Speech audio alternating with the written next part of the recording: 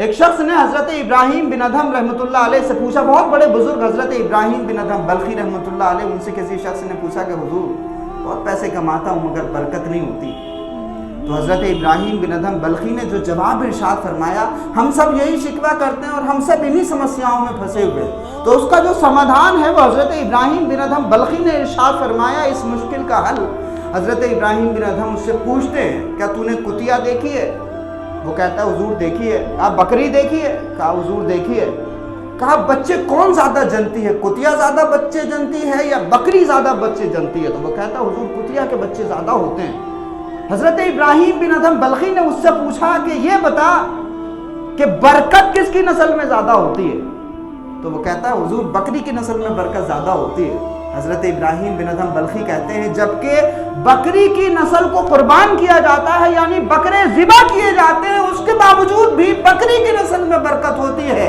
حضرت ابراہیم بن ادھم بلخی نے اس سے پوچھا کہ پتہ ہے ایسا کیوں ہے کہ بکری کی نسل میں اللہ نے برکت رکھی ہے، ایسا کیوں ہے؟ وہ شخص کہتا ہے حضور مجھے نہیں پتا۔ حضرت ابراہیم بن ادھم بلخی ارشاد فرماتے ہیں کہ بکری کی نسل میں برکت اس وجہ سے زیادہ ہوتی ہے کیونکہ بکری رات ہوتے ہی سو جاتی ہے اور صبح طلوع ہونے سے پہلے، یعنی جب اللہ کی رحمتیں نازل ہونے کا وقت ہوتا ہے تو بکری اٹھ جاتی ہے، یعنی اللہ کی رحمت سے وہ فائدہ اٹھاتی ہے، تو اللہ رب العزت نے اس کی نسل میں بھی برکت رکھی ہے، اس کی زندگی میں بھی برکت رکھی ہے۔ اور جبکہ کتیا کا حال یہ ہے کہ جیسے ہی صبح طلوع ہوتی ہے، فجر کی اذانیں ہو رہی ہوتی ہیں تو وہ سونے کے لیے جا رہی ہوتی ہے، تو اس وجہ سے اس کی زندگی میں برکت نہیں ہے۔ یہ سبق ہے ساری امت مسلمہ کے لیے کہ ہم اگر اپنی زندگیوں میں برکت چاہتے ہیں، ہم اگر اپنی صحت میں برکت چاہتے ہیں، ہم اگر اپنی کمائیوں میں برکت چاہتے ہیں تو اپنا مزاج بکری والا مزاج بنا لیں کہ جیسے ہی صبح ہو تو ہم بستر چھوڑ دیں اور جب اللہ کی رحمتیں نازل ہونے کا وقت ہو تو ہم اپنی گود پھیلا کر کے اپنے رب کی بارگاہ سے اس سے رحمتیں مانگیں، اور جو اس کی رحمت کے سائے میں آ جاتا ہے پھر کسی دروازے پر اس کو جانے کی ضرورت نہیں پڑتی۔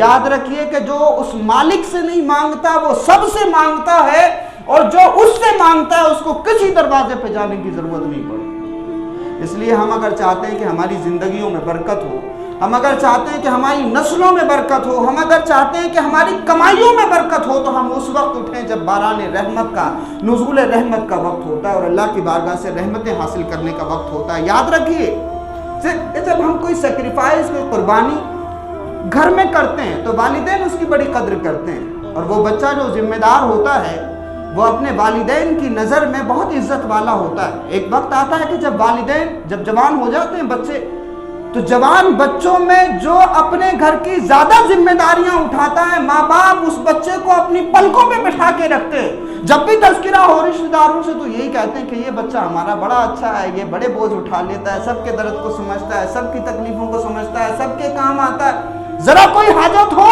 تو زبان پہ آنے سے پہلے پوری کرنے کی کوشش کرتا ہے۔ تو ماں باپ اس بچے کو پلکوں پہ بٹھاتے ہیں جو سیکریفائز کرتا ہے، جو قربانی کرتا ہے۔ یاد رکھیے کہ قربانیوں کی قدر ماں باپ کو ہے، اور ماں باپ کو یہ جذبہ اللہ رب العزت نے عطا فرمایا ہے۔ جب صبح میں ایک مسلمان اپنا بستر چھوڑ کر اپنے رب کی بارگاہ میں مسجد میں سجدہ کرنے کے لیے آتا ہے، اللہ رب العزت کو ایسے بندے میں بڑا پیار آتا ہے۔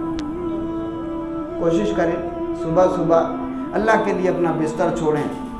سردی کے موسم میں بستر سے اٹھنا مشکل تو ہے، لیکن جتنا مشکل کام آپ کریں گے ادھر اللہ رب العزت کی بارگاہ میں آپ کی قدر اور منزلت اور زیادہ بڑھتی جائے گی۔